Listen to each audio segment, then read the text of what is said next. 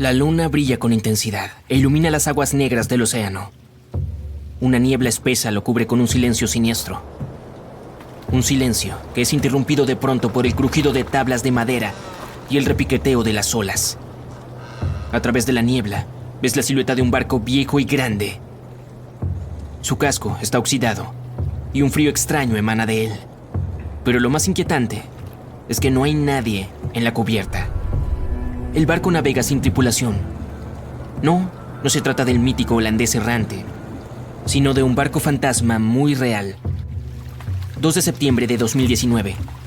El HMS Protector, un rompehielos de la Marina Real Británica, navega por las aguas tranquilas del Océano Atlántico. Son las 11 de la noche. Parte de la tripulación está en la cubierta, otros duermen en sus cabinas. El capitán hace girar el barco y mira directamente hacia el horizonte. El cielo es iluminado por un crepúsculo naranja y unas nubes flotan a la distancia. De pronto, en medio de este hermoso paisaje, un marinero reconoce la silueta negra de un barco desconocido. El capitán desacelera y desvía el curso para acercarse un poco más a la misteriosa embarcación. Se trata de un viejo buque de carga de 75 metros de largo. Los intentos por contactar a los miembros de la tripulación no consiguen nada. Es como si el navío desconocido flotara en el océano por cuenta propia. No hay nadie a bordo, o por lo menos, no hay nadie con vida.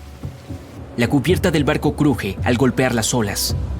El sol se hunde bajo el horizonte y la oscuridad aparece. Los marineros británicos no se atreven a subir a esa extraña cubierta. Toman una foto, la suben a internet y se alejan.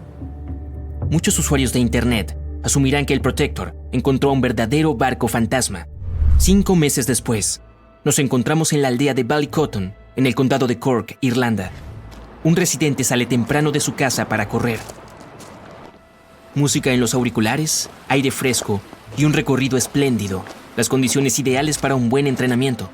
Corre siguiendo el camino de la costa del mar Céltico. Anoche hubo una fuerte tormenta, pero el mar parece tranquilo ahora. El hombre continúa por la cima de un acantilado bajo y descubre una enorme embarcación. Un viejo buque de carga oxidado de 75 metros yace en la playa, en medio de las rocas. No hay nadie a bordo.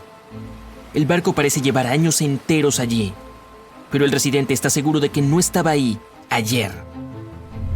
Un poco más tarde, se descubre que es la misma embarcación que los navegantes del HMS Protector vieron hace 5 meses a miles de kilómetros de ese mismo lugar. El buque de carga llamado Alta fue construido en 1976. Nadie sabe quién lo utilizó todo este tiempo y con qué fines. Solo se sabe que en 2017 pasó a manos de un nuevo dueño y fue señalizado con la bandera de Tanzania. Es importante mencionar que casi todos los buques de cargo están equipados con SIA o Sistema de Identificación Automática, necesario para rastrear los movimientos de los barcos en el océano. Desde 2015 algo extraño comenzó a sucederle al SIA del Alta. El barco desapareció para los satélites y reapareció más tarde. A lo largo de los últimos años, cambió varias veces de nombre y bandera. No es sorpresa que su SIA se haya apagado y encendido en tantas ocasiones. Se dice que algunas personas hacen esto para ocultar actividades ilegales. El capitán del barco, sea quien fuera, claramente no quería revelar los movimientos del Alta. Para cuando fue detectado en 2017, el Alta había navegado cerca de las ciudades portuarias griegas. Hizo 12 paradas en 3 de esas ciudades en diferentes partes de Grecia. Luego, la señal del SIA desapareció. 10 meses después, reapareció cerca de la costa norte de África, a 2.000 kilómetros de Grecia. En septiembre de 2018, el barco navegaba a unos 2.200 kilómetros al sureste de las Bermudas. Fue entonces cuando los miembros de la tripulación comenzaron a tener problemas.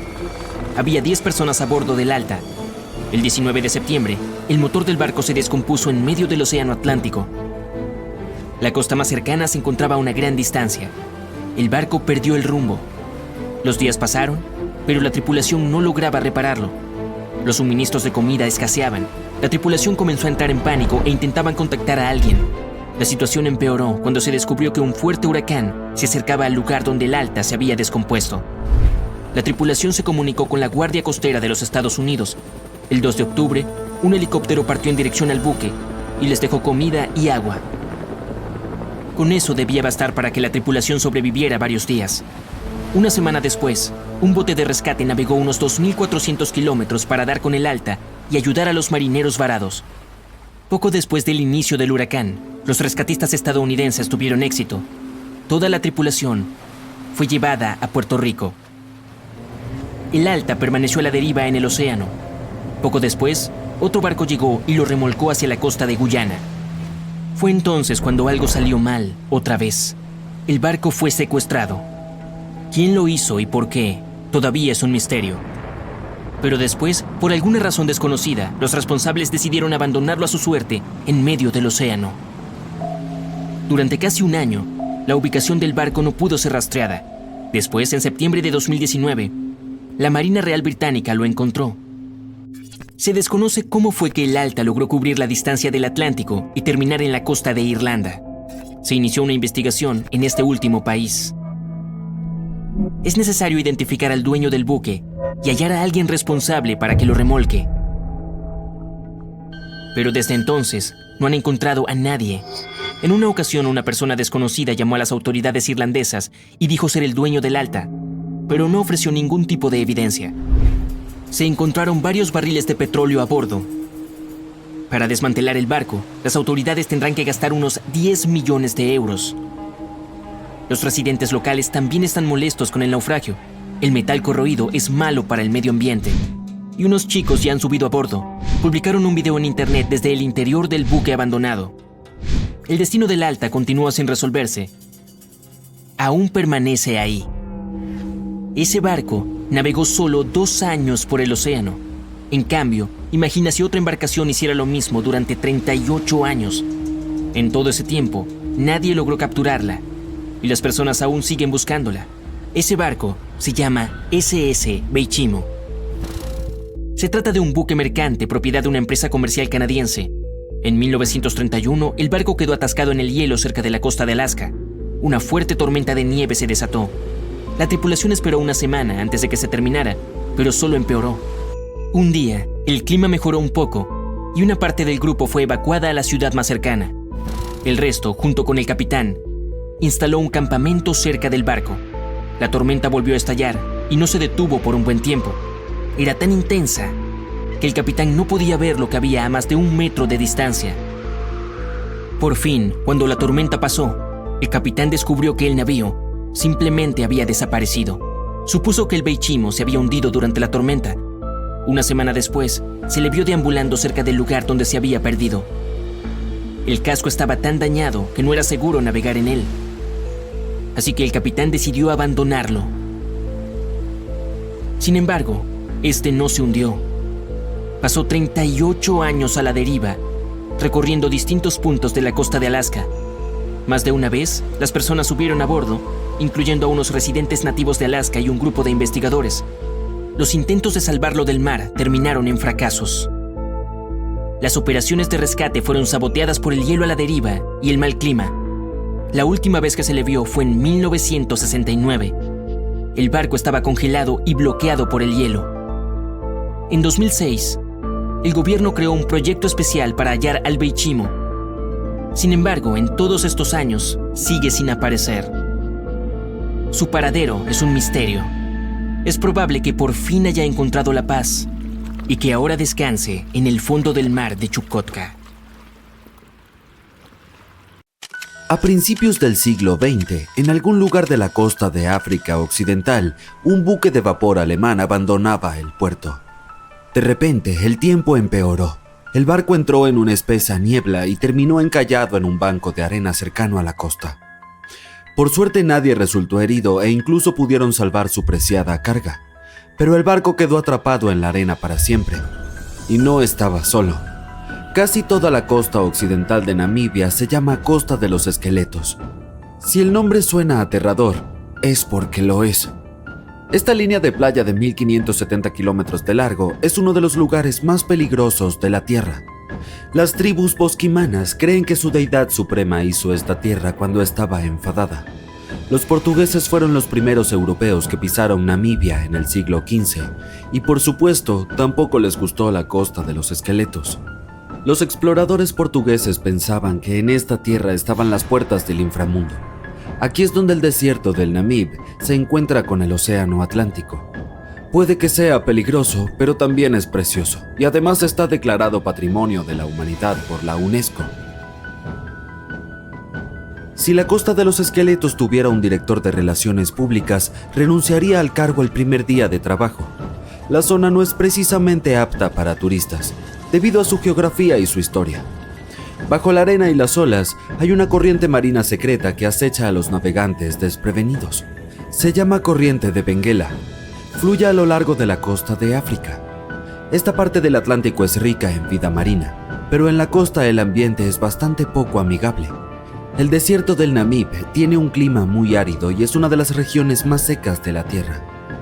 Y esa vida marina que acabo de mencionar son tiburones, 11 especies para ser exactos. Y sí, incluso el gran tiburón blanco aparece de vez en cuando. Hasta ahora tenemos un paisaje desértico, fuertes corrientes y tiburones. Definitivamente no es un lugar para pasar un día de picnic junto a la playa. Pero si alguien llega a la costa de los esqueletos, ¿se dará cuenta de que está en peligro? No te preocupes, lo sabrá. La playa está plagada de naufragios de todos los tamaños y formas. ¿Recuerdas el barco alemán que mencioné al principio? Su enorme y oxidada popa sobresale en la arena del desierto. Hay unos 500 naufragios en total esparcidos por la costa. Desde galeones portugueses con siglos de antigüedad hasta barcos que llegaron aquí en el siglo XXI. Un pesquero llamado Seila India se soltó de su cable de remolque en 2008 y terminó en la costa de los esqueletos. Bueno, no se escapó solo, tuvo algo de ayuda de los elementos. Pero es mejor ser una atracción turística en una playa que terminar destrozado y convertirse en chatarra. Allí es a donde el remolque se dirigía en realidad. Pobrecito. El habitante más famoso de la costa de los esqueletos es el Dundee Star. Este carguero británico encalló aquí en 1942. La enorme operación de rescate que siguió revela por qué esta zona es tan peligrosa para los marineros. Los rescatistas consiguieron salvar a toda la tripulación y a los pasajeros, pero a un alto precio.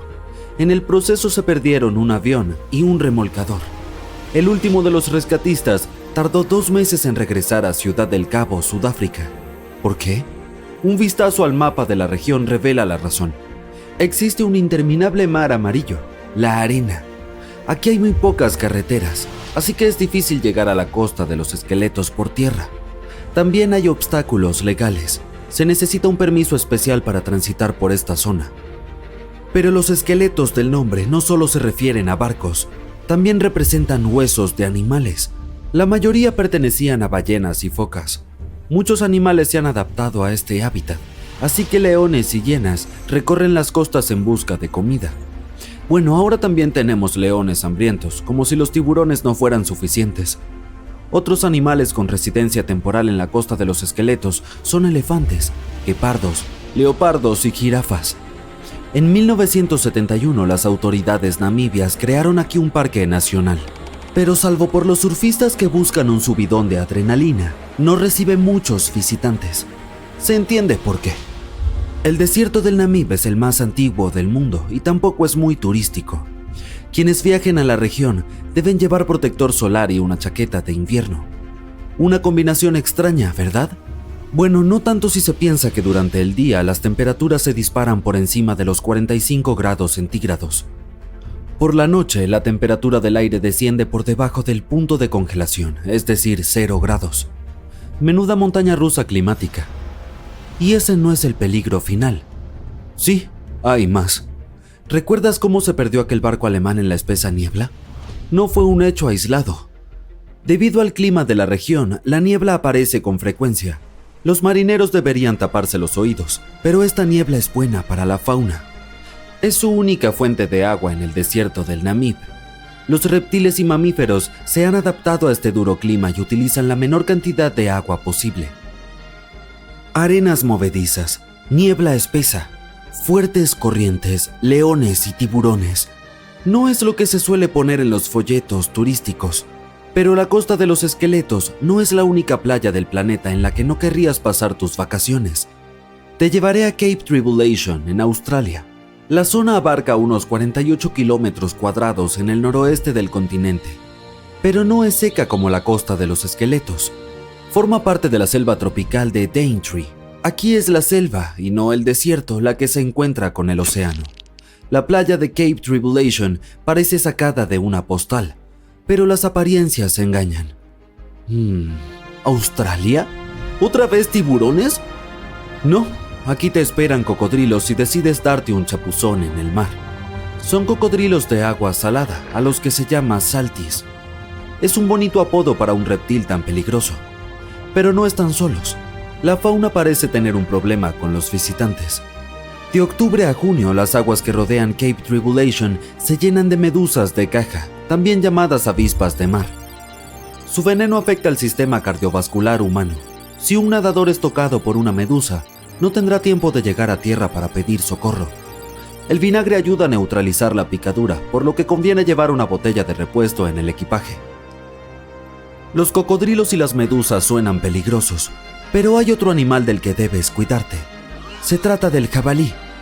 Puede sonar gracioso, pero no te reirás cuando te persiga uno por la playa. En Australia viven 21 millones de jabalíes. Son activos sobre todo de noche, lo que aumenta aún más el peligro de que uno de ellos se lance sobre ti en la oscuridad. La mejor defensa es correr en círculos. Los jabalíes no cortan bien las esquinas. Probablemente por eso no son muchos los que se dedican a las carreras. Cape Tribulation te tiene reservado un último peligro y no es un animal. Aquí hasta los árboles conspiran contra los visitantes. El árbol urticante tiene ese nombre por una buena razón. Si intentas agarrar una de sus hermosas bayas rojas, se defenderá. Sus púas son como pequeñas esquirlas de cristal. El efecto desagradable que producen en la piel dura un mes. Luego está el arbusto de la espera. Pero, ¿quién llama así a estas especies? Esta larga enredadera tiene pinches que te agarran y no te sueltan. Son tan fuertes que pueden tirar a un humano de un caballo. Tendrás que esperar a que alguien pase y te salve de este espinoso asaltante. Si estabas a punto de tachar esta playa australiana de la lista de vacaciones, espera un momento. Aquí el turismo está en auge. Las autoridades han restringido el acceso a todas las zonas peligrosas. Los visitantes se bañan en cascadas de ensueño rodeados de una exuberante vegetación.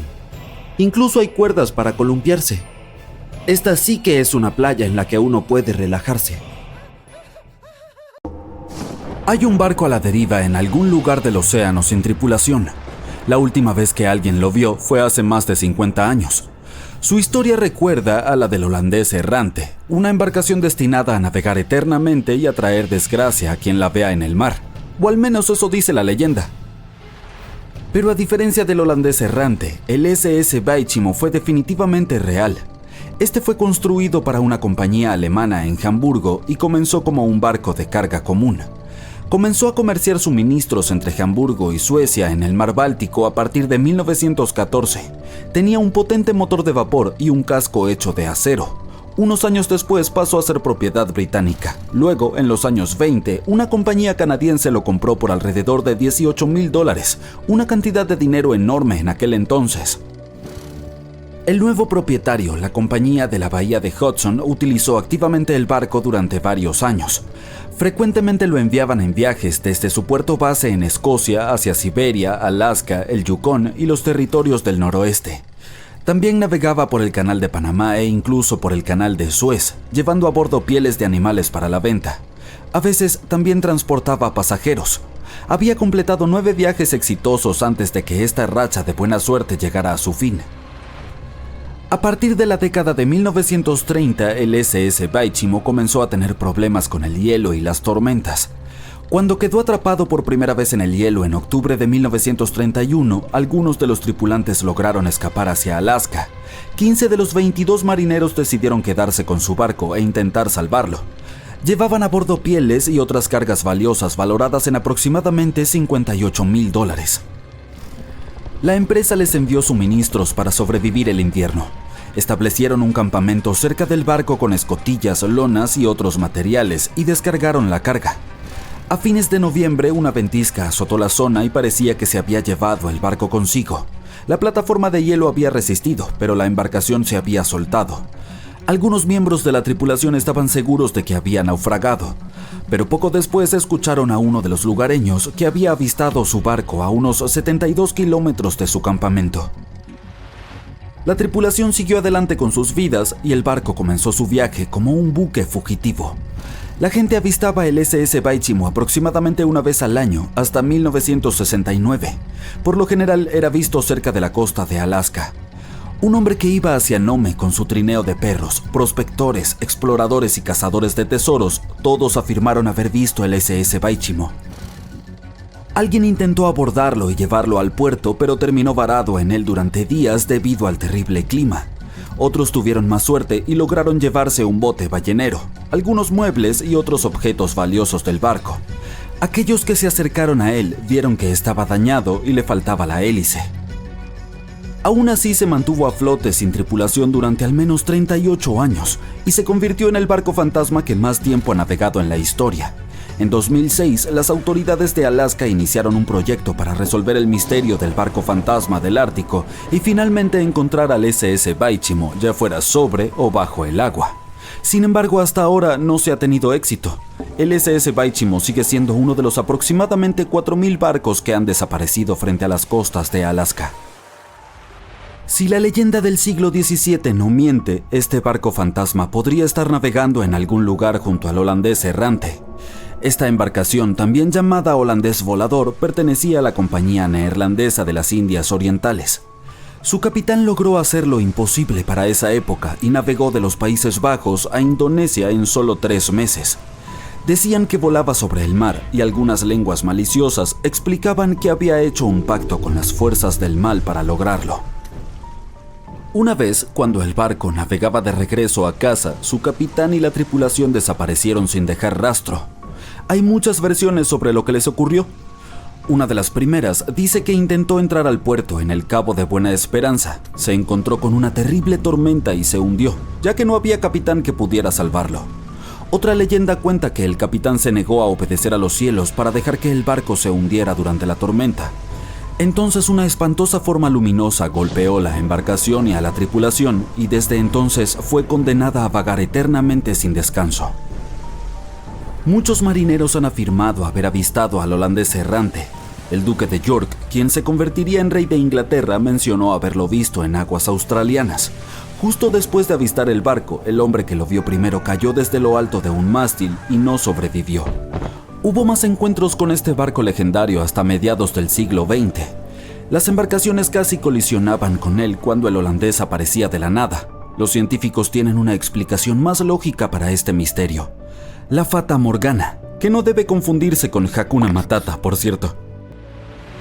Cuando estás en el mar en un día caluroso y el aire está todo ondulado, se siente como cuando miras la carretera en un día de verano abrasador. Eso se debe a algo llamado refracción atmosférica. Cuando la luz pasa a través de diferentes capas de aire con distintas temperaturas y densidades, se dobla y retuerce. A veces, bajo ciertas condiciones, esta flexión de la luz puede crear ilusiones ópticas realmente bizarras sobre el océano, como avistamientos del holandés volador. El fenómeno de la Fata Morgana puede hacer que los objetos distantes parezcan distorsionados, estirados o incluso elevados por encima del horizonte. Entonces puedes ver un barco a lo lejos, pero debido a la manera en que se dobla la luz, parecerá que está flotando sobre el agua o incluso desapareciendo y reapareciendo. La Fata Morgana se observa más comúnmente en las regiones polares, en especial sobre grandes extensiones de hielo que mantienen una temperatura baja uniforme. Sin embargo, puedes verla en cualquier lugar, incluso en desiertos y sobre lagos en días calurosos. Las primeras historias sobre barcos fantasma se remontan a la mitología griega y romana antigua. Uno de los barcos fantasma más famosos de la historia es el Mari Celeste. Este bergantín viajaba de Nueva York a Génova y estaba completamente abastecido de provisiones, pero no tenía tripulación cuando fue descubierto en el Océano Atlántico en 1872. Las pertenencias personales de la tripulación también estaban allí, completamente intactas. La última anotación en su bitácora se había hecho 10 días antes. Todavía no sabemos qué le sucedió a su tripulación, pero el barco ha inspirado muchas historias y leyendas escalofriantes. La Lady Lovibond fue otra goleta legendaria que se cree naufragó frente a la costa de Kent a mediados del siglo XVIII. La historia cuenta que el capitán del barco, Simon Reed, acababa de casarse, por lo que llevó a su esposa a bordo para un crucero de celebración a pesar de la superstición de que podría traer mala suerte. Estaban de camino a Portugal cuando el primer oficial, quien también estaba enamorado de la nueva esposa del capitán, enloqueció por celos. Atacó a otro miembro de la tripulación y luego tomó el timón y dirigió el barco directamente hacia los temidos bancos de arena de Goodwin. Nadie a bordo sobrevivió y se dice que el bergantín reaparece como un barco fantasma cada 50 años. En la actualidad, muchas embarcaciones son abandonadas de forma intencional y se convierten en barcos fantasma. Hay miles de ellas flotando en ríos, lagos, canales y aguas costeras de Estados Unidos. Algunas personas pierden sus barcos en tormentas y otros fenómenos meteorológicos extremos. Otras deben abandonarlos porque mantenerlos puede costar el 10% del precio de la embarcación. Además, el amarre de un barco puede sumar varios miles de dólares cada año. Muchas embarcaciones son construidas con fibra de vidrio, por lo que un propietario no puede simplemente reciclarlas como chatarra. Por lo tanto, cuando quieren deshacerse de ellas, a menudo las amarran a un muelle y se escabullen, las dejan flotando lejos de la costa o intentan hundirlas. Pero este es peligroso, por decirlo menos. Cuando los barcos fantasmas se hunden en aguas poco profundas, pueden causar daños a los arrecifes de coral, manglares, humedales, hábitats de ostras y zonas pantanosas. Además, pueden colisionar con embarcaciones regulares sin esperarlo y causar problemas reales. Así que no abandones tu barquito. Ya está dicho. ¿Qué hace un barco en medio de un desierto? Esperarías encontrar una embarcación marina más cerca de la costa. Esta es la pregunta que los arqueólogos se hicieron durante décadas. En 1988 hubo una tormenta cerca de uno de los sitios arqueológicos más importantes del antiguo Egipto. Una estructura de madera emergió de la arena. Había sido ahuecada por las termitas. Los científicos estaban decididos a resolver el misterio. En el año 2000, comenzaron a excavar el sitio cerca de Abidos. Un equipo estadounidense de expertos pronto descubrió un barco que medía 21 metros de largo. Y no estaba solo. En total, había 14 barcos reposando ordenadamente uno al lado del otro. Era imposible desenterrar por completo los barcos debido a su mal estado. Por suerte, la madera estaba bien conservada para obtener una muestra. Los análisis revelaron que los barcos tenían alrededor de 5.000 años de antigüedad, la flota más antigua en la historia humana hasta la fecha.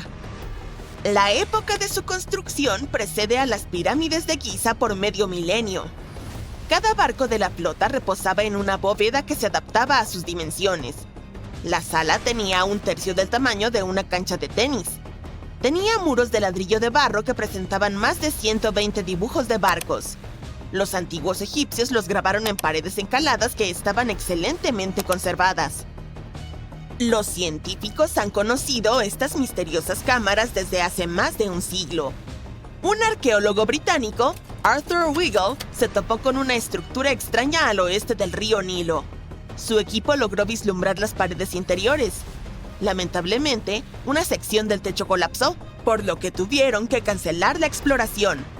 Los investigadores abandonaron el sitio, pero su ubicación permaneció en los mapas. La posición de los barcos primero llevó a los científicos a pensar que descansaban sobre un banco del poderoso Nilo. Pero había un problema con esta teoría. Hoy en día, el río fluye casi 11 kilómetros al oeste de Abidos. Estudios adicionales del terreno circundante mostraron que el Nilo no cambió su curso a lo largo de la historia. Además, si los barcos flotaran cerca de un muelle, estarían en posiciones inestables. Los 14 barcos de Abidos estaban perfectamente paralelos entre sí. Solo había una conclusión posible. Alguien los había colocado intencionalmente de esa manera, con mucho esfuerzo. Cada barco tenía espacio suficiente para 30 remeros. Estas embarcaciones podían flotar, no eran modelos. Pero los académicos aún no saben si realmente navegaron por algún cuerpo de agua en el antiguo Egipto. Esto no disminuye la importancia del hallazgo. Anteriormente, los arqueólogos solo encontraron modelos a pequeña escala. Solo en la tumba del rey Tutankamón había 35 modelos de barcos. Durante mucho tiempo, estas figurillas fueron las únicas pistas sobre cómo eran las embarcaciones del antiguo Egipto. El diseño de los barcos confirma que eran auténticos. Son los ejemplos más antiguos que se conservan de barcos construidos. Los pueblos de antes construían embarcaciones primitivas ahuecando grandes troncos de árboles. La alternativa era usar juncos que eran atados entre sí para formar una balsa. Los barcos de Abidos tenían tablones amarrados juntos. Este fue un avance significativo en la construcción naval. Durante su época, los barcos debieron parecer impresionantes. La madera era una mercancía valiosa en ese tiempo. No había madera en el desierto. El cedro tenía que ser importado desde el Líbano. La única persona que podía permitirse tal lujo era el faraón. Estudiar la zona alrededor de la antigua flota proporcionó más respuestas. Los científicos descubrieron una estructura de adobe donde los egipcios adoraban al faraón. La fecha aproximada de construcción coincide con la de los barcos de madera. Los mismos ladrillos con los que se construyó este edificio se utilizaron para revestir la flota. En el momento de su construcción, las salas donde estaban almacenados tenían un techo. Esa es la sección que los arqueólogos encontraron a principios del siglo XX. Al igual que las momias en ataúdes, estas magníficas naves descansaban dentro de espléndidas bóvedas. El exterior de estas salas también era impresionante. Las paredes exteriores originalmente tenían un revestimiento de piedra caliza blanca. Reflejaba la luz del sol. Bajo el sol del desierto, la estructura que albergaba los barcos debía brillar desde kilómetros de distancia. Los constructores del antiguo Egipto usaron la misma técnica para cubrir las pirámides 500 años después. Hoy en día, su superficie se ve irregular, pero no siempre fue así. Cuando fueron construidas, las pirámides tenían una capa superior de fina y blanca piedra caliza. Su superficie era suave y brillaba a la luz del sol. En lugar de tener escalones, la capa exterior de las pirámides era más bien una rampa lisa. Los arqueólogos se quedaron con una última pregunta. ¿Qué faraón poseía la flota? La respuesta estaba a solo 1,5 kilómetros del sitio. Allí descansaba la tumba de un faraón de la quinta dinastía, Sesostris III. Su época y estilo de construcción coincidían con los de las cámaras con barcos. El final de su reinado podría explicar cómo los barcos terminaron en medio del desierto. El faraón probablemente falleció en el norte de Egipto. Luego, su cuerpo fue transportado por el Nilo hasta Abidos en una maravillosa procesión de barcos decorados. Los barcos fueron posteriormente dejados en cámaras cerca del lugar de descanso final de su propietario. Esto tenía un significado simbólico. En el sistema de creencias de los antiguos egipcios, los barcos desempeñaban un papel clave. Su deidad suprema era Ra. Él viajaba por el cielo durante el día en forma del sol. Durante la noche, navegaba por el inframundo en una barca solar. El faraón se identificaba con Ra. Por eso necesitaba barcos en el más allá. Esa era la única forma de regenerarse, así como el sol sale todos los días por el horizonte. Esta creencia existió durante miles de años. El faraón más famoso, Keops, también tenía un barco. Los científicos lo encontraron en 1954 junto a su pirámide en Giza. Es unos 4 siglos más joven que la flota de Abidos, pero el barco de Keops era casi 2 veces más largo.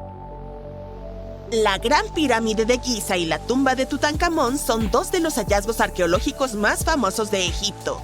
Pero hay muchos más secretos ocultos bajo las interminables arenas del desierto del Sahara. En 2020, los arqueólogos encontraron una ciudad perdida allí. La han catalogado como el descubrimiento más importante desde la tumba de Tutankamón en 1922. La ciudad de Atón tiene unos 3,000 años. Los historiadores esperan que les brinde una visión única de la vida cotidiana de los antiguos egipcios. El famoso arqueólogo y egiptólogo Zahi Hawass proclamó el sitio como una ciudad dorada perdida. Atón se encuentra a unos 500 kilómetros al sur de la capital de Egipto, El Cairo. Está cerca del famoso Valle de los Reyes. Los arqueólogos encontraron primero secciones de muros de adobe que se extendían en todas las direcciones. Descubrieron habitaciones completas con herramientas de la vida cotidiana en su interior. El equipo de investigación desenterró una panadería, un barrio residencial y un distrito administrativo. Todos datan de la época en la que la civilización egipcia era la más próspera de su extensa historia. Ellos también fueron los primeros en crear objetos de hierro. En 1911, los científicos encontraron un conjunto de cuentas de hierro cerca de un pueblo del Bajo Egipto. Estos son los artefactos de hierro más antiguos conocidos. El descubrimiento es, literalmente, de otro mundo, ya que los fabricaron moldeando un fragmento de un meteorito. Las 9 cuentas fueron en su momento parte de un collar ornamentado. Ahora están ennegrecidas y corroídas, lo cual es perfectamente normal para una pieza de joyería que tiene más de 5.000 años. Consisten en una aleación de hierro y níquel. Los investigadores quedaron impresionados por la habilidad de los joyeros antiguos que procesaron las cuentas. Su artesanía es aún más asombrosa cuando se piensa que no conocían el origen estelar del material. La Gran Pirámide de Giza también tiene una característica notable. Un grupo de investigación internacional investigó la respuesta electromagnética de la estructura a las ondas de radio. Encontraron que la pirámide tiene la capacidad de concentrar energía electromagnética en su interior, en especial dentro de sus cámaras, así como bajo la base de la pirámide. Ahí hay una cámara subterránea sin terminar. Parece que la respuesta electromagnética está vinculada con las propiedades de la piedra caliza, el material principal de construcción de la Gran Pirámide. Los resultados de la investigación podrían tener una aplicación práctica. Este extraordinario hallazgo mejoraría el funcionamiento de células solares y nanosensores. Dicen que nada se pierde realmente. Y es cierto, descubramos algunos barcos congelados en el tiempo. El primero es más que fascinante. Se trata del naufragio de Anticitera. Es un barco comercial griego del siglo I a.C. Se encuentra en el lado este de la isla griega de Anticitera, en el punto de unión de los mares Egeo y Mediterráneo. Unos 2000 años después, en 1900, un grupo de buceadores griegos descubrió el naufragio. Se dirigían a Túnez, pero se vieron obligados a refugiarse de una tormenta en una isla cercana. Como no podían ir a ningún sitio, decidieron buscar esponjas hasta que el tiempo se calmara. Uno de los buzos halló el naufragio a una profundidad de unos 40 metros. Imagina que alguien va a buscar esponjas, pero que regresa a la superficie con tesoros arqueológicos. El capitán del barco habló con los funcionarios griegos y ellos enviaron 2 barcos a los restos. La operación de salvamento fue un éxito y los descubrimientos se encuentran ahora en el Museo Arqueológico Nacional de Atenas. Entre los hallazgos se encuentran 3 caballos de mármol de tamaño natural, joyas, monedas y cientos de obras de arte, incluida una estatua colosal de Hércules de 2 metros de altura. Entre estos tesoros, el efebo de Anticitera, una estatua de bronce de un hombre joven, fue el que más llamó la atención, ya que no responde a ningún modelo iconográfico conocido y no se conocen copias de su tipo. Sostenía un objeto esférico en la mano. Los estudiosos tienen diferentes teorías sobre quién podría ser esa persona, pero aún no hay consenso. Más de 70 años después, Jacques-Yves Cousteau y su equipo fueron a la zona y recuperaron cientos de artefactos más, así como los restos de 4 personas. También descubrieron un complejo conjunto de engranajes entrelazados, capaces de predecir el movimiento del Sol, la Luna y varios planetas. El mecanismo también puede indicar la hora de los eclipses solares y lunares con años de antelación. Piensa en este mecanismo de Anticitera como un primitivo calendario informático, ya sabes, para planificar eventos importantes como actividades agrícolas, rituales religiosos y los Juegos Olímpicos. Estos artefactos encontrados en los restos de Anticitera son algunos de los hallazgos más importantes de la arqueología moderna. El propio mecanismo de Anticitera ha cambiado nuestra percepción de los límites de la tecnología antigua. Tiene un diseño sofisticado y fue fabricado hace más de 1000 años. Incluso después de todos estos sorprendentes descubrimientos, los expertos creen que el lugar del naufragio permanece inexplorado en buena medida. Esto se debe principalmente a su ubicación y al paisaje del fondo marino sobre el que descansa el barco. El pecio es demasiado profundo para los buceadores, pero también demasiado poco profundo para usar algo como un sumergible. Un estudio realizado en el fondo marino en 2012 mostró evidencias de un segundo pecio a unos 250 metros al sur. Está claro que esta zona tiene mucho que ofrecer a la humanidad. ¿Qué habría pasado si esos recolectores de esponjas no hubieran viajado allí? Los científicos encontraron un barco naufragado en la Antártida, en el fondo del mar de Weddell, 107 años después de su hundimiento. El nombre del barco era Endurance, y era el barco perdido del explorador antártico Sir Ernest Shackleton. Los científicos que pusieron sus ojos en él décadas después dicen que se encuentra entre los mayores naufragios no recuperados de la historia, así que filmaron todo el descubrimiento. El video revela los restos del Endurance y demuestra que sigue en un estado extraordinario. Lleva más de un siglo sumergido a 3 kilómetros de profundidad, pero es como si se hubiera hundido hace muy poco. La historia es la siguiente. El barco fue aplastado por el hielo y se hundió en 1915.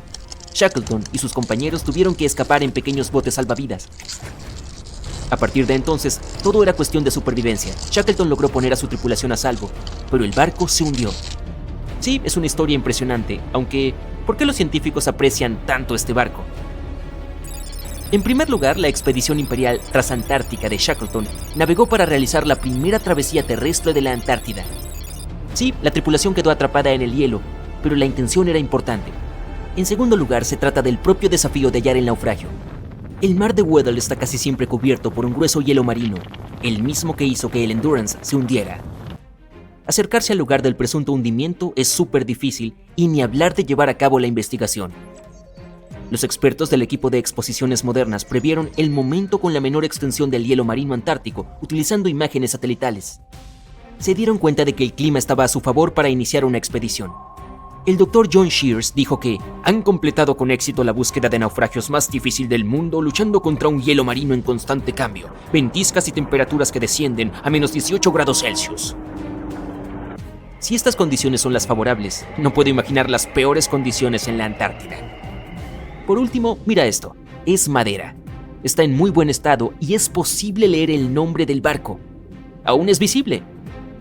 El arqueólogo marino Mensum Bond dice que este es el mejor naufragio de madera que ha descubierto. Tiene una carrera de 50 años, así que le creo. ¿Cómo es que la madera no está podrida? La doctora Michelle Taylor, bióloga de las profundidades polares, asegura que la madera se ha deteriorado poco porque los animales que comen madera no se encuentran en esta región libre de bosques de la Antártida. Los trabajadores de una mina de carbón en el este de Serbia descubrieron 3 naufragios que llevaban allí al menos 1300 años. El mayor de los naufragios es una antigua flota romana. Tiene unos 15 metros de largo y un fondo plano.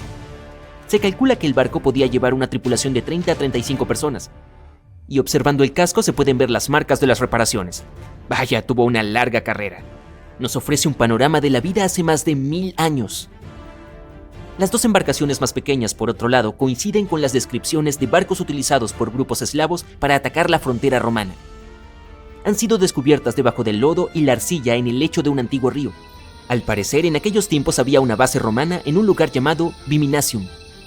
Curiosamente, Viminacium era una capital de provincia con unos 40.000 habitantes en el siglo IV después de Cristo. A modo de comparación, era aún más grande que Pompeya. La mina de carbón de Kostolac es un centro de joyas ocultas. Los arqueólogos ya habían encontrado aquí pruebas de actividad humana y animal. Por ejemplo, en 2012 los expertos hallaron huesos de al menos 5 mamuts lanudos que se extinguieron hace unos 10.000 años. Unos arqueólogos han encontrado un barco 150 años después de su desaparición en las aguas del Ártico canadiense. Este buque mercante se llama HMS Investigator. Fue adquirido en 1848 para buscar el barco del explorador Sir John Franklin, que se perdió en la expedición del Paso del Noroeste. Así, el HMS Investigator partió de Gran Bretaña en 1850 para esta operación de rescate, dirigida por Robert McClure. El capitán se dio cuenta de que se encontraba en la etapa final del Paso del Noroeste, la ruta marítima a través de América del Norte. Sin embargo, antes de que pudiera adentrarse en el mar de Beaufort, el barco de 122 toneladas se atascó en el grueso hielo. La tripulación pasó el invierno en el estrecho del Príncipe de Gales. En el verano siguiente, McClure intentó, una vez más, navegar hasta el final del paso, pero el hielo volvió a bloquearle el camino. La tripulación se vio obligada a abandonar el barco por segunda vez. McClure los llevó a la Bahía de la Misericordia y allí permanecieron hasta 1853, cuando la tripulación del HMS Resolute los rescató. Imagínalo, una tripulación de 60 personas tuvo que pasar 3 inviernos en el Ártico sin saber si sobrevivirían. Más tarde, el barco fue hallado en posición vertical a una profundidad de unos 11 metros. Estaba en muy buen estado. El agua del Ártico impidió que la cubierta exterior se deteriorara rápidamente. El contorno del barco y su madera pueden apreciarse sin problemas. Además, los arqueólogos han descubierto artefactos en tierra abandonados por los marineros. Habían descargado todo antes de abandonar el Investigator. También han descubierto 3 tumbas de marineros y un naufragio de la Marina Británica en la zona. Me pregunto qué más podrían encontrar allí. No importa lo que pase, no te detengas. Estamos a punto de conseguirlo. 2 buscadores de tesoros están excavando la tierra congelada en un campo de maíz por la noche. Llueve intensamente, los rayos iluminan el cielo, pero estos 2 hombres siguen trabajando. Y ahora la pala golpea algo sólido. No puede ser, un cofre con un tesoro. Comienzan a cavar más rápido y encuentran una pieza del motor de un barco. ¿Qué es esto? Lejos de los mares y lagos, en algún lugar debajo de los campos de la ciudad de Kansas, hallaron un gigantesco barco hundido. ¿Cómo es posible? Ahora lo verás. Algunas personas pasan su vida buscando naufragios con tesoros bajo tierra. Uno de ellos es el explorador David Hawley. Ha estado buscando barcos hundidos lejos de los mares, ríos y océanos durante muchos años. Hace esto porque le gusta la sensación de aventura. Las bodegas de estos barcos a veces contienen cofres de oro, antigüedades y artefactos raros, y puedes conseguir mucho dinero por ellos. David dice que no es necesario adentrarse en el océano para encontrar un barco hundido. Pueden estar enterrados en tu patio trasero. Pero ¿por qué los barcos acaban bajo tierra entre campos, granjas y llanuras? Descubrámoslo usando el ejemplo del barco de vapor Great White Arabia. Según antiguos registros y recortes de periódicos, este barco transportaba alrededor de 200 toneladas de tesoros antes de hundirse en 1856. Muchos rumores y leyendas locales decían que el barco estaba oculto bajo tierra a unos pocos kilómetros al noreste de la ciudad de Kansas. Estaba allí porque la gente alteró deliberadamente el lecho y los canales del río Missouri en la segunda mitad del siglo XIX. Acercaron de manera artificial las orillas entre sí. Estrecharon el río para aumentar la velocidad del flujo, así los barcos podrían navegar mucho más rápido. En el siglo XIX, los barcos de vapor eran el medio de transporte de pasajeros y mercancías más popular. Antes de los ferrocarriles, extendieron la frontera occidental a través de los ríos Mississippi y Missouri y llevaron suministros a la gente. Por eso era tan importante aumentar la velocidad de su movimiento. Así, el 5 de septiembre de 1856, el Arabia navegaba por dicho estuario. Se encontró con un obstáculo que sobresalía del agua. Un trozo de madera inundó rápidamente el barco. Afortunadamente todos los pasajeros fueron evacuados, pero el vapor y su preciosa carga llegaron al fondo arenoso del Missouri en unos pocos minutos. Pasaron varios años, todos se olvidaron del barco. Durante este tiempo, el curso del río Missouri había cambiado, pero el Arabia permanecía en el húmedo y fangoso fondo. El nivel del suelo se iba elevando y la tierra perdía humedad. Finalmente, muchas décadas después, se formó un campo de maíz sobre el naufragio. En los años 80, un granjero era dueño de esta zona y no tenía idea de lo que estaba escondido en su territorio. David Hawley estudió con cuidado la historia de los barcos hundidos de los Estados Unidos. Sabía que cientos de barcos de vapor habían terminado bajo el agua en todo Missouri, pero sobre todo le interesaba el Arabia, ya que había rumores de que estaba lleno de oro y otras cosas valiosas. Los campos de maíz de Kansas eran vastos, pero David Hawley sabía cómo buscar. En 1987 comenzó a trabajar. Primero, junto con su hermano y su padre, recogieron todos los recortes de periódicos antiguos que pudieron encontrar. No solo buscaban información sobre el vapor, sino también mapas del río Missouri. Rastrearon sus cambios históricos, verificaron las fechas e identificaron una amplia zona donde el vapor se hundió. A continuación, utilizaron pruebas electromagnéticas y otros estudios geológicos para analizar el suelo y encontrar el lugar correcto. Buscaron diferencias en la humedad y la densidad del terreno. Luego recorrieron el territorio con potentes detectores de metal y así, para el otoño de 1988, habían determinado la ubicación del barco de vapor. El Arabia tenía el tamaño de una cancha de fútbol. Este gigantesco buque yacía 14 metros bajo tierra. Pero antes de comenzar a excavar, tuvieron que pedirle permiso al dueño del campo de maíz. Para el agricultor, esta noticia fue una gran sorpresa. Aceptó con la condición de que las excavaciones se completaran para la primavera, de modo que pudiera sembrar una nueva cosecha. Excavar un barco gigante en invierno es mucho más difícil y costoso que en otras estaciones. Incluye costos adicionales de equipamiento, electricidad y calefacción. El equipo trabajó día y noche. Financiaron las excavaciones con su propio dinero. Cada uno invirtió más de $10,000 y sacó un préstamo bancario. Finalmente notaron los primeros detalles del barco. Las palas golpearon las enormes calderas del motor y la cubierta. El objetivo se había logrado. La mayor parte de la carga que se encuentra dentro de los barcos hundidos está cubierta de óxido, caracolas, lodo y está gravemente dañada. Sin embargo, el contenido de la Arabia estaba en excelente estado, considerando que el barco se había hundido hacía 130 años. Desafortunadamente no encontraron los cofres de oro. Sin embargo, obtuvieron varias toneladas de cargas valiosas como artículos domésticos de personas que vivieron a mediados del siglo XIX. Era una cápsula del tiempo. El barco transportaba suministros para cientos o miles de personas, y todas estas cosas estaban perfectamente conservadas. Por ejemplo, podían ver con claridad la marca estampada Goodyear Rubber Company en un zapato de goma. Mientras más se prolongaban las excavaciones, más cosas encontraban David y su equipo. En los barriles hallaron platos del siglo XIX, estaban intactos y utilizables. Además, había ropa limpia, miles de pares de zapatos, arpones, sartenes y paraguas. El barco transportaba mercancías para abastecer a unas 16 pequeñas localidades. Es cierto, no es oro, pero estos artefactos también son valiosos. El contenido del barco podría valer millones. Sin embargo, la tripulación no pensaba venderlo. Crearon un museo en el sitio de un antiguo mercado de frutas en Kansas. Si vas allí, de inmediato te sentirás como si estuvieras en una tienda del siglo XIX. Hay miles de artículos en buen estado. Incluso las cerillas están lo suficientemente secas como para encender. Le tomó a David muchos años presentar la colección completa del barco de vapor. Valora cada uno de los objetos y no quiere venderlos. Cualquiera puede venir aquí, pagar un boleto y encontrar un fragmento del pasado. ¿Quién sabe? Quizá también haya un viejo barco escondido en tu patio trasero, ¿no? En 2008, unos geólogos encontraron un barco antiguo en el caluroso desierto de Namibia. Navegaba en los días en que los piratas aterraban a los marineros, y ahora está dentro de una laguna seca. El barco zarpó de Lisboa en 1533 y desapareció junto con la tripulación cerca de una pequeña ciudad minera de diamantes. Después de casi 500 años, el casco estaba gravemente dañado. Solo quedaba el armazón del barco, pero el tesoro que estaba escondido dentro permaneció intacto. Estudiaron cuidadosamente el barco durante mucho tiempo, tratando de no arruinar nada. Y entonces, 5 días después, encontraron un gran cofre antiguo en la bodega. Al abrirlo cuidadosamente, hallaron monedas de oro. Así, el costo del barco se estimó en alrededor de $10 millones. La causa exacta del naufragio es desconocida, pero los expertos creen que el barco fue destruido por la carga pesada y el mal tiempo. Se hundió hasta el fondo, que después se convirtió en un desierto.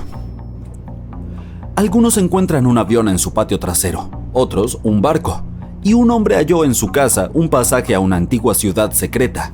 Esto ocurrió en Turquía en 1963. El dueño del edificio decidió hacer reparaciones. Fue a su sótano y derribó la pared para convertir este lugar en una sala de estar. Y así, detrás de una pared, encontró un túnel que conducía al subsuelo. El hombre pensó que era algún tipo de cámara secreta. Bajó y se dio cuenta de que era mucho más que eso. Se trataba de una ciudad antigua de 18 pisos de profundidad. Fue construida entre los años 780 y 1180 como refugio ante desastres climáticos y la invasión de enemigos. Este lugar también oculta muchos túneles subterráneos que se extienden por varios kilómetros en distintas direcciones. Las personas podían llegar a la ciudad desde diferentes puntos utilizando pasajes secretos que conducían a estas rutas. La ciudad puede albergar a cerca de 20,000 residentes, ganado y toneladas de provisiones de alimentos. Los arqueólogos también han encontrado una capilla, escuelas, establos y cocinas públicas allí. Corría el año 1854 y el SS Arctic, el transatlántico de pasajeros más rápido de su época, partía para cruzar el Atlántico. Mientras navegaba a través de la bruma, desapareció lentamente hacia lo desconocido. Collins Line era una compañía naviera estadounidense que se fundó en 1818 y comenzó a comerciar en el transporte transatlántico en 1835. Sus barcos de vapor cruzaban el Atlántico desde Liverpool hasta Nueva York en solo 10 días. No parece muy rápido hoy, lo sé, pero en aquel entonces el mismo trayecto les tomaba a otros barcos varias semanas. Ligeros en el agua con sus cascos de madera, propulsados por una potente máquina de vapor, esos barcos eran la opción favorita de muchas personas de alto perfil. ¿Qué podría salir mal con una nave tan avanzada?, pensaban. Esto me recuerda a otro barco que todos creían que era insumergible. Pero bueno, volvamos a la línea Collins. Llegó a ser un verdadero líder en las rutas transatlánticas con solo otro competidor, Cunard's Line. Era una compañía británica que también aspiraba a ser la fuerza principal a través del paso del Ártico. En 1835, la compañía recibió un nuevo barco que viajó a Liverpool y regresó a Nueva York con el mayor cargamento jamás visto hasta ese momento. A partir de entonces, la línea Collins fue creciendo cada vez más. Parecía que solo le esperaban grandes éxitos. Desafortunadamente, sus lujosos barcos se volvieron muy costosos por la cantidad de carbón que usaban. La enorme fuerza de los motores, sumada a los débiles cascos de madera, hacía que requirieran muchas reparaciones después de cada viaje. Entonces, cada traslado terminaba siendo muy costoso, pero como los barcos eran seguros y tenían una gran reputación, la gente estaba dispuesta a pagar el precio y la empresa no entró en crisis. Habían logrado algo que nadie había conseguido antes. Como dije, sus barcos cruzaban el Atlántico en 10 días, y Edward Collins, el dueño, estaba muy decidido a mantener el ritmo. Sus 5 barcos superaban a la flota de Cunard, de solo 3. Este gran adelanto le brindó más atención. Aunque los barcos de Cunard eran más lentos con sus cascos de hierro, todavía daban ganancias, sin importar cuán lento navegaran. Entre los barcos de Collins, el Arctic, el tercero en ser lanzado, era el más grande, con 86 metros de largo y 2 motores de vapor de palanca lateral, cada uno con 1000 caballos de fuerza. Las ruedas de paletas hacían 16 revoluciones por minuto cuando estaban a toda velocidad. En el momento de su lanzamiento, la prensa lo llamó el buque más estupendo jamás construido en los Estados Unidos. Pero el glamour y la fama no pudieron evitar lo que vendría después. El 27 de septiembre, el Arctic estaba en su viaje de Liverpool a Nueva York, atravesando la espesa niebla a gran velocidad. Es posible que en ese momento, después de 4 años de viajes récord, la tripulación se sintiera demasiado confiada en las capacidades del barco. A solo 80 kilómetros de Terranova, andaban sin cuidado a través de la niebla sin contacto por radio, sonar o cualquier otra forma de identificación de objetos, equipados solo con el código Morse. Un barco más pequeño, el SS Vesta, que operaba como nave de pesca, a menudo trabajaba en Terranova. Estaba pasando por el mismo camino que el Arctic y se estrelló contra su costado. Conmocionado por la colisión, el capitán del Arctic le ofreció ayuda al Vesta, mucho más pequeño. Pero pronto quedó claro que el daño que parecía menor en el Arctic era en realidad grave. Debajo de la línea de flotación, el agua estaba entrando por un agujero. El costo de un casco de madera mucho más rápido ahora parecía demasiado. Entonces navegaron hacia tierra tratando de tapar los agujeros. Sin embargo, el agua seguía entrando, llenaba el casco cada vez más y empujaba el barco hacia abajo. Cuando la sala de máquinas se llenó de agua, las calderas se apagaron y así cayó la enorme potencia por la que el Arctic alguna vez fue legendario.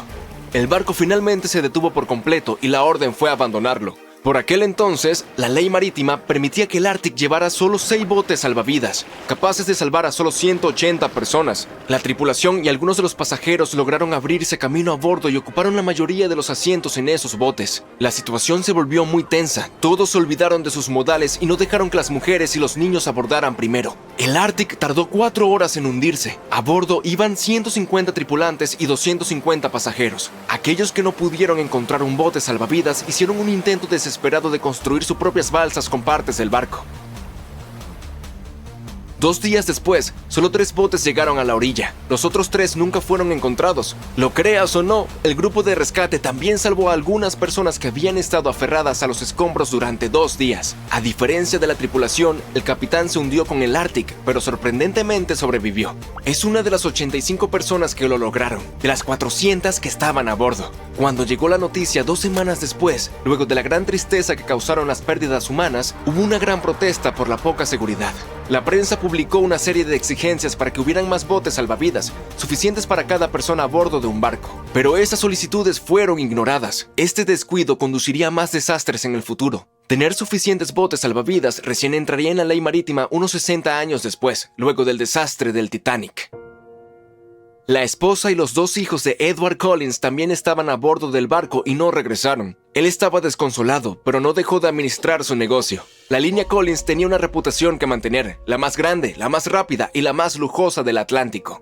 Edward Collins construyó un barco mejor que cualquier otro. Se llamó Adriatic y era el más grande del mundo, con 2 máquinas de vapor alternas de un tamaño jamás visto. Estas máquinas de vapor en su momento eran tecnología de punta, aunque hoy en día solo se pueden ver en modelos y juguetes.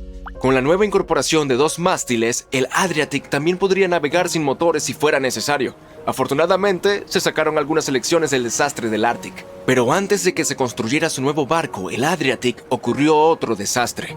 El barco gemelo del Arctic también se hundió.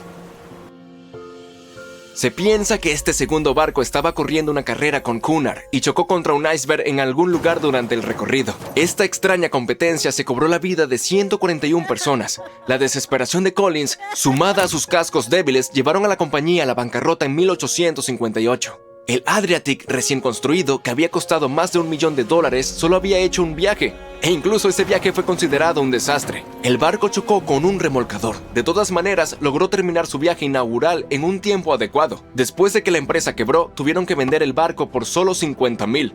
Quitaron los grandes motores y los reemplazaron por velas. Aunque alguna vez fue el barco más grande en alta mar, solo 30 años después fue abandonado, considerado irreparable y anclado en un río. Los otros barcos también se vendieron para usar sus partes. Edward Collins abandonó la industria y buscó trabajo en tierra firme. Como la línea Collins ya no estaba en carrera, la de Cunard se fortaleció. Sin competencia, ganó la banda azul los siguientes 30 años. Y 180 años más tarde, después de producir cientos de barcos, aún tiene presencia en los mares, ya que ofrece viajes transatlánticos, viajes alrededor del mundo y cruceros de placer. Hasta el día de hoy, la línea Cunard es la única que opera barcos entre Europa y América. Prepárate para sumergirte en un mar de misterios, también conocido como el Mar Negro. Es el cuerpo de agua interior más grande del mundo, incluso más que todo el estado de California. Hay docenas de barcos perdidos y algunos túneles submarinos secretos en él, y muchas personas creen que es una antigua cantera que se explotó en 6 etapas. El Mar Negro tiene capas verticales distintas que no se mezclan, con diferentes niveles de salinidad. El agua salada proviene del Mediterráneo y el agua dulce de los ríos. 10 de los ríos más grandes de Europa desembocan en él. Recibe más agua dulce de los ríos y la lluvia de la que pierde por evaporación. El exceso de agua fluye a través del Bósforo hacia el Mar de Mármara. Hay 2 flujos que pasan por los estrechos. El flujo superior deja el Mar Negro y extrae agua superficial de él. El inferior lleva agua salada del Mediterráneo al Mar Negro. Por eso sus capas superiores son menos densas que sus capas inferiores más saladas. El oxígeno que proviene de la atmósfera y la fotosíntesis se queda en las capas superficiales. Todo lo que está a más de unos 90 metros en el centro y hasta 150 metros cerca del borde no es apto para la vida. Solo ciertas bacterias pueden sobrevivir en estas condiciones. Aunque no hay aire en las profundidades del Mar Negro, la capa superior alberga alrededor de 750 especies de fitoplancton. Huevos y larvas de peces e invertebrados se encuentran en las regiones costeras. También hay 180 especies de peces en él, y algunas de ellas son muy valiosas, como la caballa, el cazón y el espadín. El nivel del agua en el Mar Negro siempre es el mismo porque allí no hay mareas altas ni bajas. Entonces, el mar siempre está tranquilo, silencioso y sereno en la superficie. Pero tiene una característica sorprendente, un río submarino. Es una corriente de agua salada que fluye a través del estrecho del Bósforo y a lo largo del lecho marino. Este asombroso descubrimiento fue realizado por científicos de la Universidad de Leeds y fue anunciado en 2010. Es el primer río submarino de su tipo jamás encontrado. Este se forma porque el agua salada del mar Mediterráneo se derrama a través del estrecho del Bósforo hacia el Mar Negro, donde el agua es mucho menos salada. La zona sin aire del mar es una cámara de conservación ideal para lo que se esconde en su fondo. El Mar Negro es como una caja de tesoros para los naufragios y lo descubrimos por accidente. Algunos arqueólogos marinos estaban estudiando los niveles del mar para ver qué tan rápido subieron estos después de la última edad de hielo. Y se toparon con más de 40 naufragios desconocidos hasta entonces, como un bono completo. Los investigadores utilizaron 2 vehículos operados a distancia para explorar el fondo marino y los restos de los naufragios. Gracias a eso, tenemos un video e imágenes detalladas en 3 dimensiones de los barcos, que fueron ensambladas a partir de miles de fotos de alta resolución. Según The New York Times, algunos de los descubrimientos más destacados entre los 44 barcos encontrados incluyen una nave comercial medieval del siglo XIII o XIV. Los miembros de la expedición apodaron a otra embarcación del Imperio Otomano como la Flor del Mar Negro por sus hermosos tallados en forma de pétalos. El equipo también notó detalles inusuales en otros barcos, como cuerdas enrolladas, marcas de cincel, timones y otros tallados. Hasta ahora, no han anunciado planes para excavar los naufragios. Pero las embarcaciones podrían estar llenas de tesoros históricos como libros, pergaminos y documentos. Vale la pena intentar rescatarlos. El descubrimiento más extraordinario realizado en el Mar Negro es lo que los arqueólogos creen que es el naufragio intacto más antiguo del mundo. Ha estado sin perturbaciones durante más de 2.400 años. Esta antigua embarcación griega, de 23 metros de largo, fue encontrada con su mástil, timones y bancos de remos todavía en su lugar, a más de 1,5 kilómetros de profundidad. Los investigadores creen que era una nave comercial como las que eran representadas en la cerámica griega antigua, como el jarrón de las sirenas, el cual se encuentra en el Museo Británico. Este jarrón, que data del mismo periodo, muestra una embarcación que lleva a Odiseo más allá de las sirenas. El equipo tomó una pequeña pieza para practicarle una datación por carbono, y los resultados confirmaron que es el naufragio intacto más antiguo conocido por la humanidad. El hecho de que sea tan elaborado y esté tan bien conservado merece una ovación de pie para los constructores de barcos en el mundo antiguo. Sin microbios, gusanos u otras criaturas que devoren los restos, no es de extrañar que las embarcaciones estén en casi perfectas condiciones. Si el Titanic se hubiera hundido en estas aguas, lo habríamos encontrado en un estado mucho mejor ahora, sin haber sido devorado por desagradables microorganismos submarinos. Hay una teoría interesante llamada hipótesis del diluvio del Mar Negro, que sugiere que una enorme inundación ocurrió hace unos 7.500 años. 2 geólogos en los años 90 sugirieron que al final de la última edad de hielo, cuando el clima de la Tierra se estaba calentando, las capas de hielo se estaban derritiendo y el nivel del mar estaba subiendo, el Mar Negro era un lago de agua dulce mucho más pequeño. Estaba separado del mar Mediterráneo por una presa natural en el estrecho del Bósforo. A medida que los niveles globales del mar subieron, el Mediterráneo se desbordó en la cuenca del Mar Negro. Sugieren que el nivel del mar subió 15 centímetros cada día, inundando asentamientos costeros y cambiando el medio ambiente para siempre. Restos del fondo del Mar Negro muestran un cambio repentino de especies de agua dulce a especies marinas en esa época, lo que significa que hubo una rápida afluencia de agua salada. Estudios submarinos también han encontrado lo que parecen ser antiguas líneas costeras y estructuras hechas por el hombre. Así que, las personas vivían en áreas que ahora están sumergidas en el Mar Negro. Además, el momento de esta inundación coincide con los patrones conocidos de migración humana hacia Europa, Asia y África. También se dice que esta inundación podría ser la terrible inundación de la historia del Arca de Noé. Los críticos de la teoría del diluvio dicen que la evidencia no es tan clara como parece. Algunos piensan que la transición de agua dulce a agua salada en el Mar Negro fue más gradual que una inundación repentina. También están debatiendo si la gente había abandonado los asentamientos antes de que se sumergieran o si lo hicieron como resultado de ello. Una crónica antigua que ha estado circulando durante aproximadamente un siglo dice que hay 2 túneles subterráneos que comienzan en lo que ahora es Rumania y Bulgaria y que se extienden todo el camino bajo el Mar Negro hasta Turquía.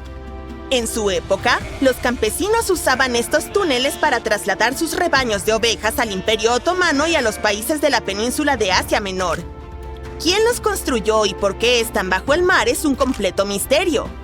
En algún momento, los accesos a estos túneles fueron sellados por razones de seguridad nacional y estaban bajo estricta vigilancia. Las fuerzas de seguridad los conocían bien y mantenían su acceso restringido. En la década de los 80, un grupo de personas que trabajaban en el canal Danubio-Mar Negro encontraron accidentalmente otra entrada a estos misteriosos túneles. Esta estaba en un cementerio en un pueblo de Rumania, Murfatlar. Los trabajadores del canal la usaban regularmente para cruzar a Bulgaria. Una cosa interesante más acerca de estos dos túneles es que algunas personas piensan que fueron construidos hace miles de años. Si alguna vez intentas cavar un túnel bajo el mar, sabrás lo complicado que es incluso ahora, con toda la tecnología que tenemos. Así que, si los túneles son realmente tan antiguos, quien los construyó era súper avanzado para su época. Se dice que hay una leyenda urbana que cuenta que el Mar Negro tiene su propia versión del Triángulo de las Bermudas. Los pescadores describen un remolino salvaje que aparece de la nada y arrastra bandadas enteras de aves, barcos e incluso islas pequeñas bajo el mar. Y una vez, las cosas se pusieron aún más extrañas con un barco que desapareció en condiciones muy raras en 1944. Fue durante el día, y una niebla negra con destellos verdes rodeó súbitamente la nave. Nunca más se lo vio. Y nadie sabe con certeza si esta historia es verdadera, pero sin duda añade un toque escalofriante a los misterios del Mar Negro.